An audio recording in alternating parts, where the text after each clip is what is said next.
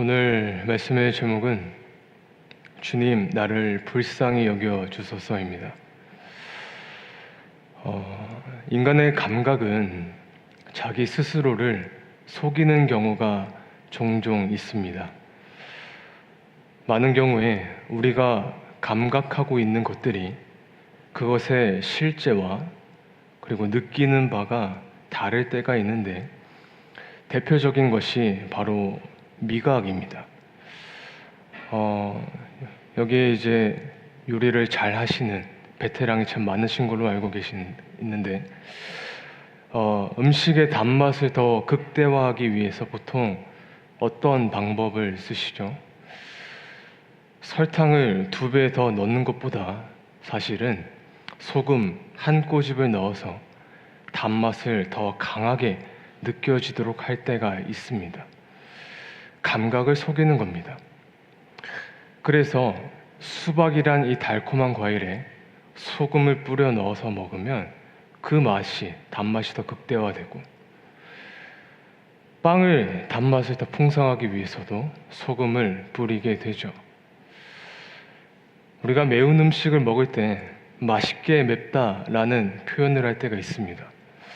근데 이게 대표적으로 감각을 속이는 말입니다. 매운 것은 사실 미각이 아니라 통각인데, 거기다가 소금과 설탕을 잔뜩 뿌렸을 때 우리 뇌는 통각을 느끼지 못하게 속이고 이것을 맛있는 미각으로 인지한다고 합니다. 사실 이건 우리의 일상도 마찬가지입니다. 내가 나를 인지하는 것, 그리고 하나님이 어떤 분이신지를 인지하는 것은 어떻게 보면 사실 쉬운 문제가 아닙니다. 왜냐하면 우리는 지금 너무나 많은 자극 속에서 살아가고 있고, 우리를 둘러싸고 있는 많은 상황들이 있고, 우리가 그동안 경험해온 많은 배경 지식이 있기 때문입니다. 그렇게 너무나 많은 것을 보고, 많이 듣고, 많은 자극 속에서 나를 둘러싸고 있는 수많은 정보가 지금도, 오늘도 쏟아지고 있는데, 중요한 것은 이런 것들로 인해서 나를 해석하고 하나님을 재해석하기 시작하니까 나를 있는 그대로, 하나님을 있는 그대로 인식하는 게 참 어려운 시대가 되었습니다. 기도가 그렇습니다. 우리는 때때로 이 기도의 현장에서 내가 하나님 앞에서 어떤 모습으로 서 있는지에 대해 옳게 인식하지 못할 때가 있습니다. 내가 기도하는 그 하나님을 제대로 인지하지 못하고, 그로 인해서 왜곡된 내용을 고백할 때가 참 많습니다. 무엇이 하나님이 원하시는 기도인지, 무엇이 내 영혼을 살리는 기도인지 제대로 구별하지 못하는 것을 오늘 우리는 인정해야 됩니다. 그런데 오늘 본문에 바디메오는 조금 달랐습니다. 그는 나는 하나님에 대해서 잘 알고 있어, 나는 나에 대해서 잘 인식하고 있어, 이렇게 착각하는 사람들에게 마치 경종을 울리는 그런 인물이었습니다.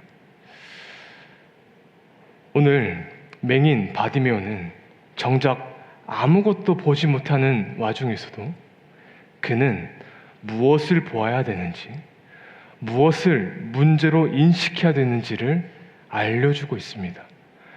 그래서 결국 우리가 예수님 앞에 섰을 때 무엇을 기도해야 될지를 오늘 성경은 바디메오를 통해서 알려주고 계십니다. 46절입니다. 함께 읽겠습니다. 그들이 여리고에 이르렀더니 예수께서 제자들과 허다한 무리와 함께 여리고에서 나가실 때에 디메오의 아들인 맹인 거지 바디메오가 길가에 앉았다가 바디메오의 이야기는 마가복음 10장 마지막에 등장을 하는데요.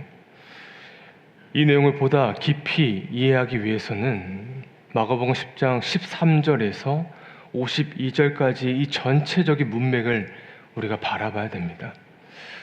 이 긴 문맥 속에 세 가지의 내용이 담겨져 있는데, 첫 번째는 어린아이와 부자 청년의 비유입니다.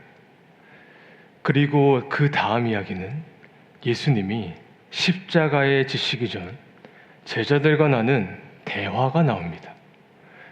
그리고 나서 바디메오가 등장을 하는데, 이어서 마가복음 11장으로 넘어갈 때 무슨 내용이 시작되냐면, 예수님이 십자가를 지시기 위해 나귀 새끼를 가져와라. 그리고 예루살렘으로 입성하는 장면이 11장부터 시작이 됩니다. 그러니까 부자 청년의 이야기, 예수님과 제자들의 이 대화, 그리고 예수님의 이 십자가, 이 여정 사이에 바디메오가 뜬금없이 등장한 것은 그 안에 분명 숨겨진 의도가 있는 것입니다. 여러분, 부자 청년과 제자들의 공통점이 무엇이었냐면, 그들은 예수님과 모종의 거래를 하고자 하였습니다. 사회 안에서 주류에 속한 사람들이 지식인이었고, 소위 사회적으로 뭔가 이루었다라고 할 수 있는 사람들이었습니다. 먼저 부자 청년은 어린 나이에 무언가를 성취해서 사람들에게 이미 추앙을 받고 있는 사람이었어요.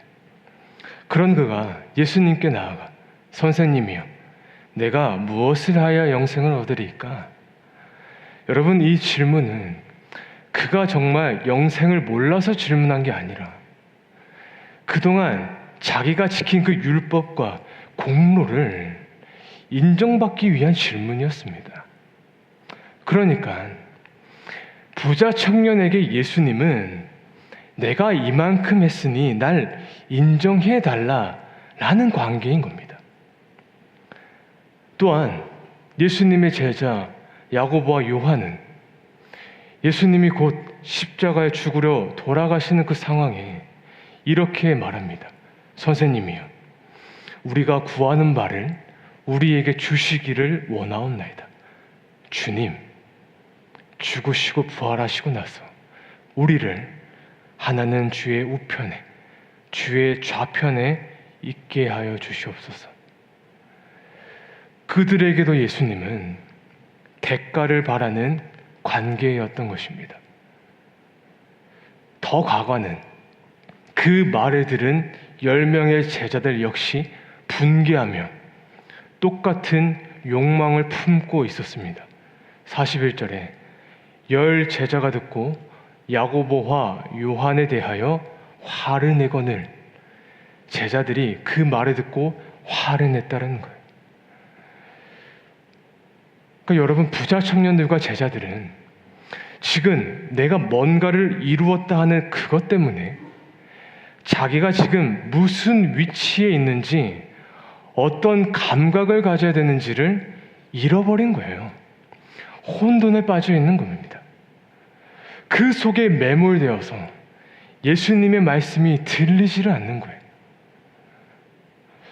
적어도 제자들의 모습만 보세요. 지금 마가복음 10장만을 봤을 때 12 제자들은 예수님을 쫓아다닌 이유가 성공하기 위함으로 보입니다. 뭔가 물론 거룩한 이유도 분명히 있겠죠.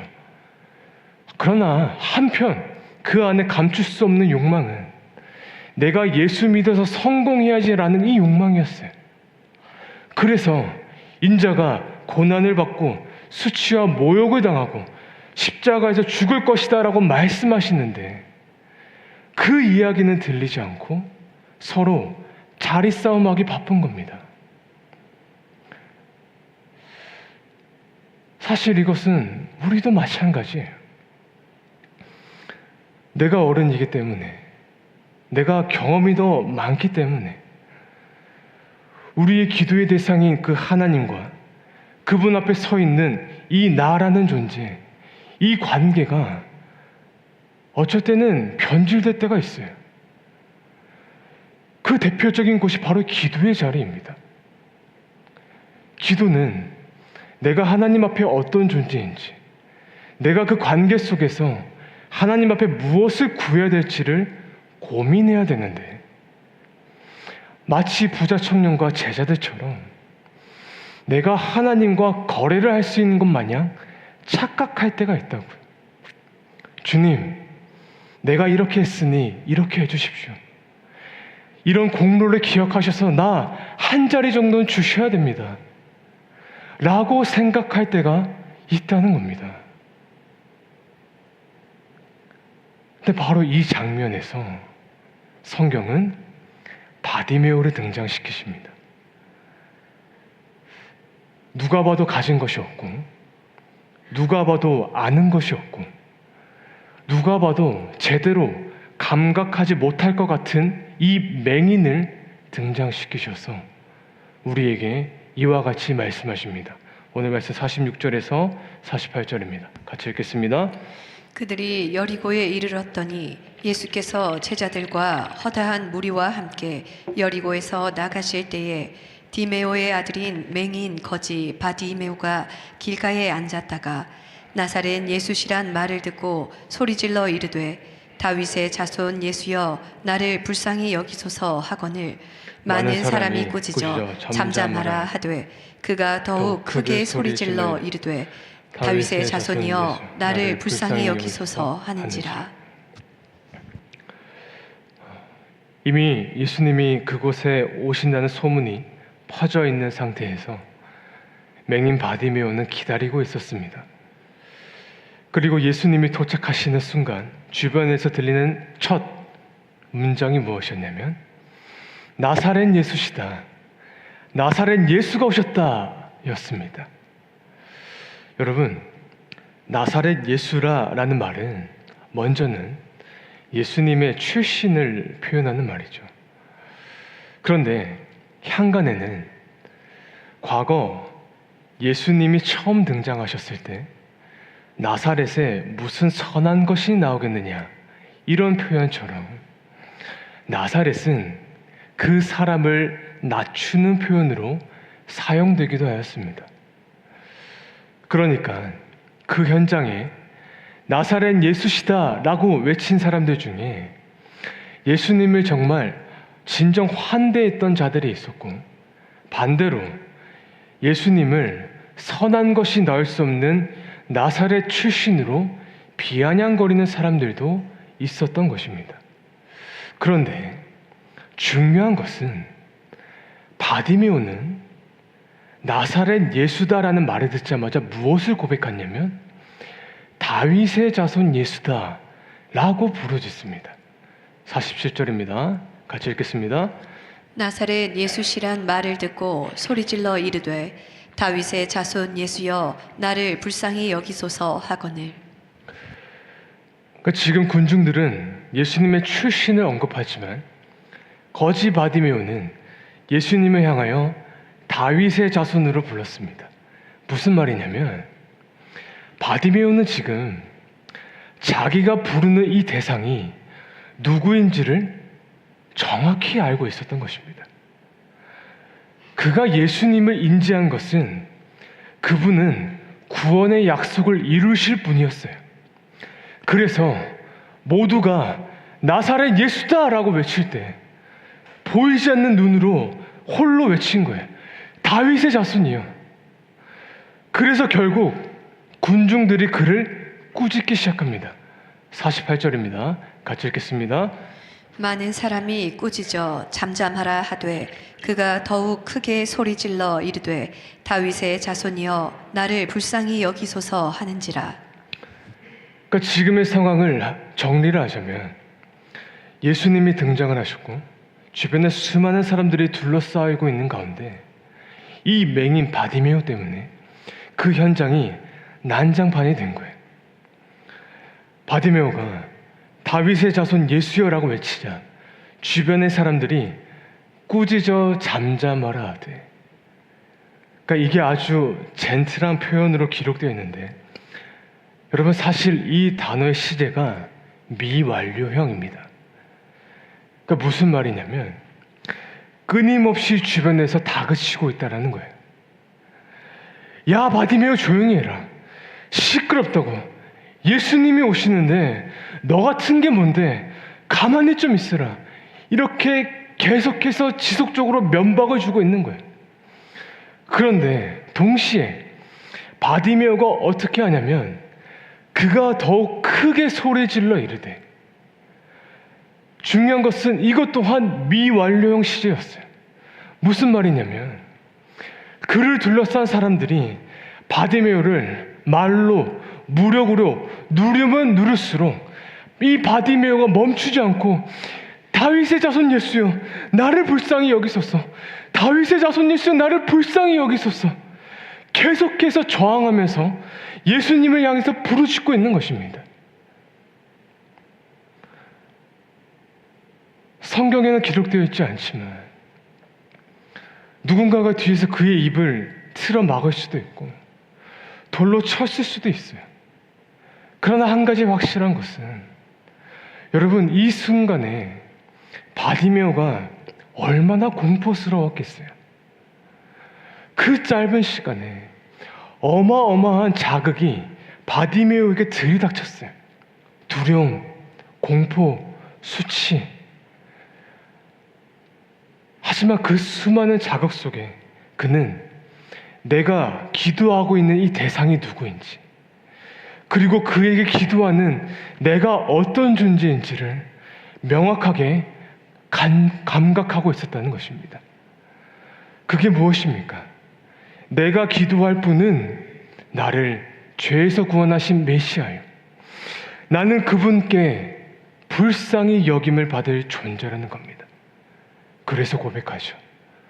다윗의 자손이요 나를 불쌍히 여기소서.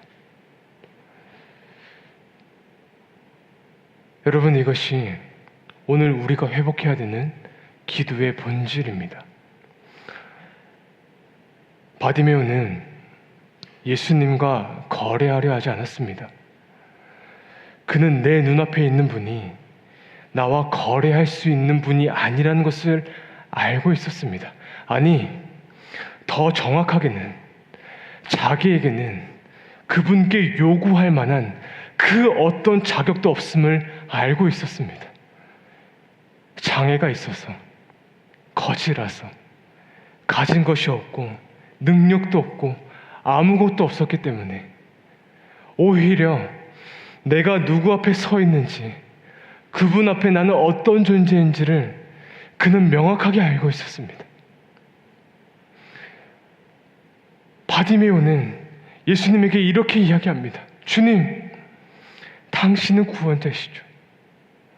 주님, 지금 저는 너무나도 당신이 필요합니다. 주님이 너무나 필요합니다. 나에게 당신과 협상할 그 어떤 것도 없습니다. 그러니 주님 나에게 은혜를 베풀어 주십시오. 주님 나를 불쌍히 여겨 주십시오. 이것이 바디메오가 할 수 있었던 유일한 기도였던 것입니다. 그리고 예수님께서는 그렇게 부르시자 바디메오를 겉옷을 벗고 뛰어가게 만드십니다. 49절에서 50절입니다. 같이 읽겠습니다. 예수께서 머물러 서서 그를 부르라 하시니 그들이 그 맹인을 부르며 이르되 안심하고 일어나라, 그가 너를 부르신다 하매 맹인이 겉옷을 내버리고 뛰어 일어나 예수께 나아오거늘. 그 수많은 군중들 사이에서 예수님이 바디메오를 부르시자 그는 자신의 겉옷을 내버리고 뛰어 달려가기 시작합니다. 여러분, 당시 가난한 사람들에게 이 겉옷이란 것은 그들의 전부였습니다. 율법서에도 보면 그 사람의 모든 것을 전당 잡아 가더라도 그 겉옷만큼은 돌려주라고 말하잖아요. 왜냐하면 그 겉옷을 벗어서 구걸을 해야 되거든요. 그 겉옷으로 적은 돈을 모아야 했고 저녁에는 그것을 덮고 자야 했거든요. 그러니까 바디메오에게 이 겉옷은 모든 것이었다는 말입니다.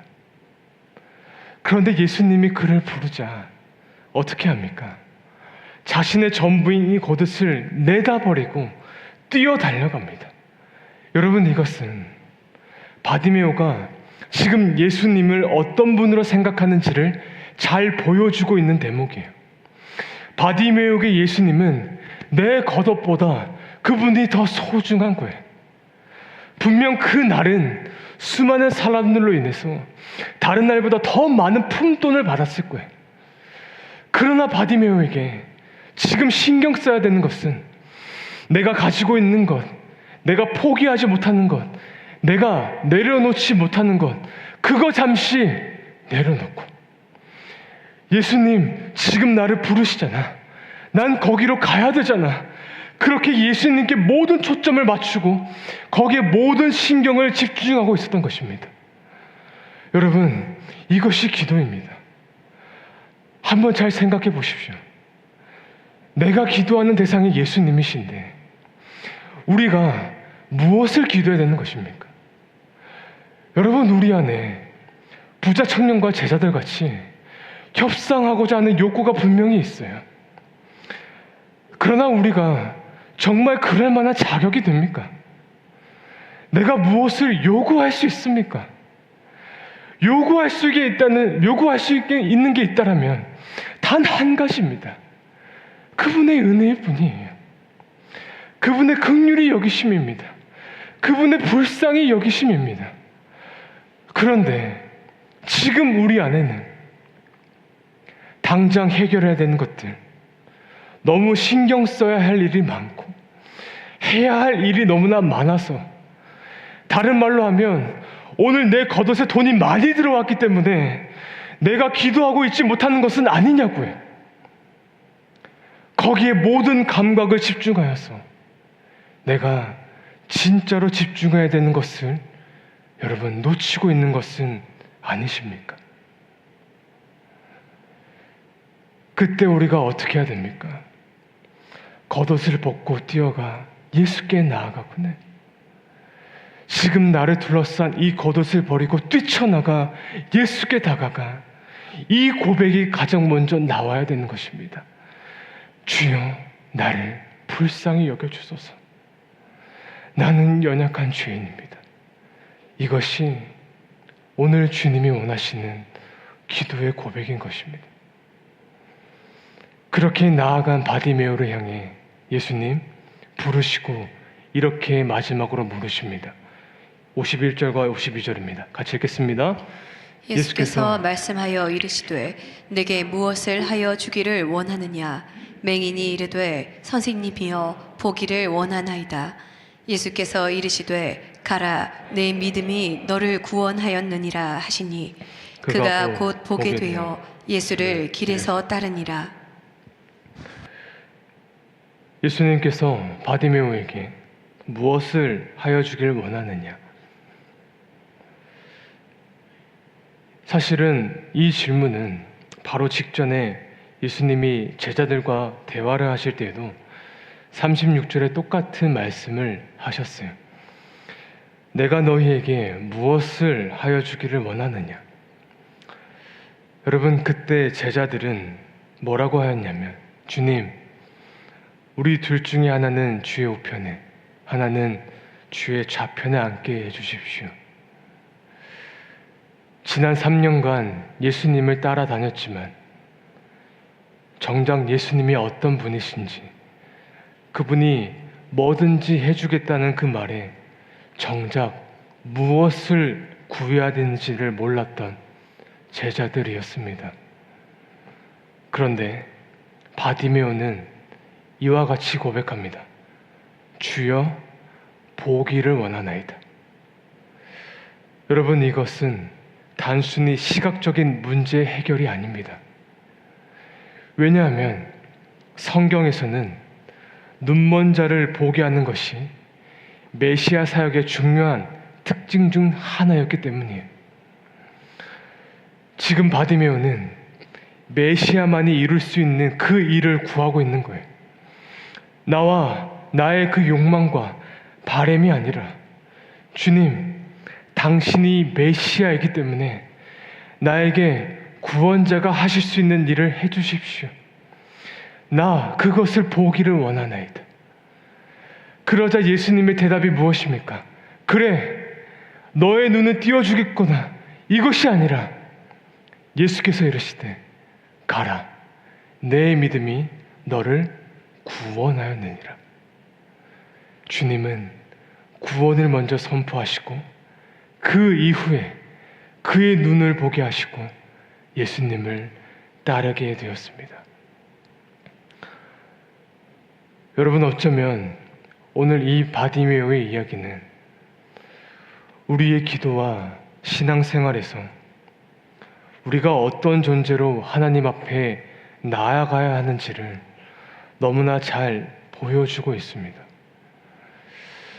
고린도전서 1장 27절과 29절에 이런 말씀이 기록되어 있습니다. 우리 마지막으로 함께 읽도록 하겠습니다. 같이 읽겠습니다. 그러나 하나님께서 세상에 미련한 것들을 택하사 지혜 있는 자들을 부끄럽게 하려 하시고 세상에 약한 것들을 택하사 강한 것들을 부끄럽게 하려 하시며 하나님께서 세상에 천한 것들과 멸시받는 것들과 없는 것들을 택하사 있는 것들을 폐하려 하시나니 이는 아무 육체도 하나님 앞에서 자랑하지 못하게 하려 하심이라.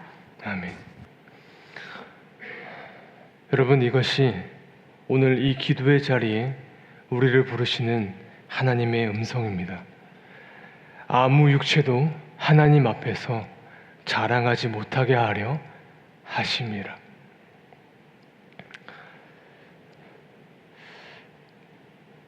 여러분, 기도는 예수님의 인정을 얻기 위한 종교 행위가 결코 아닙니다. 기도는 내가 은혜 없이 살아갈 수 없는 존재임을 먼저 고백해야 되는 것입니다. 주여, 나를 불쌍히 여겨주소서. 이건 겉으로 많이 가졌냐 적게 가졌냐, 많이 배웠냐 못 배웠냐의 문제도 아닙니다. 이건 그분 앞에서 나를 누구로 인식하는가의 문제입니다. 내가 많이 가졌어도 주님 앞에 미천한 자로 설 수 있습니다. 아니, 그렇게 서야 합니다. 내가 많이 배웠어도 주님 앞에선 한없이 연약한 존재로 서야 됩니다. 내가 아무리 강인할지라도 나는 주님 앞에 한없는 죄인으로 겸손히 무릎을 꿇어야 됩니다. 그리고 고백해야 됩니다. 주님, 나에게 은혜가 필요합니다. 주님, 나는 십자가 앞에 아무것도 내세울 수 없는 연약한 존재입니다. 주여, 나를 긍휼히 여겨주시고 우리의 자녀를 긍휼히 여겨주시고 우리의 가족을, 나의 기업을, 이 교회를 주님 긍휼히 여겨주시옵소서. 그럴 때 이전에 경험하지 못한 주님의 은혜와 긍휼이 우리의 삶과 우리의 심령 가운데 채워지게 되는 것입니다. 사랑하는 세움교회 성도 여러분, 너무나 앞이 잘 보이고 능력이 많고 가진 것이 많았던 부자 청년과 예수님을 직접 따랐던 제자들은 보이는 것과 내 안의 자아를 결국 깨트리지를 못해 눈앞에 계신 예수님이 누구신지 정확히 보지를 못하였습니다. 그러나 앞이 보이지 않았지만, 아무것도 가진 게 없었지만 그 바디메오는 주변의 수많은 면박과 질타 속에서도 그는 명확하게 예수님을 볼 수 있었던 사람이었습니다. 오늘 우리 안에 단 하나의 기도 제목이 있다면 바로 바디메오의 고백일 것입니다. 예수님이 주목하신 기도는 거창한 고백이 아니요, 하늘과 땅을 왔다 갔다 하는 방언의 기도도 아니요, 주여 나를 불쌍히 여겨주소서, 나를 긍휼히 여겨주시고 은혜를 베풀어 주시옵소서. 그래서 때론 무엇을 고백해야 될지 모르고 기도의 문이 막혀 있는 분들이 이 자리에 계신다라면 오늘 이 바디모의 고백은 열쇠와 같은 것입니다. 특별한 내용을 고백하지 않더라도 나를 불쌍히 여겨달라는 이 낮아짐을 통해 하나님은 잊었던 하나님을 보게 하시고 그분 앞에 나의 모습을 알게 하셔서 다시 기도의 고백을 이어가게 하실 것입니다. 그렇게 기도의 새로운 지평을 열어가시는 저와 여러분의 삶이 될 수 있기를 우리 주님의 이름으로 간절히 축원합니다.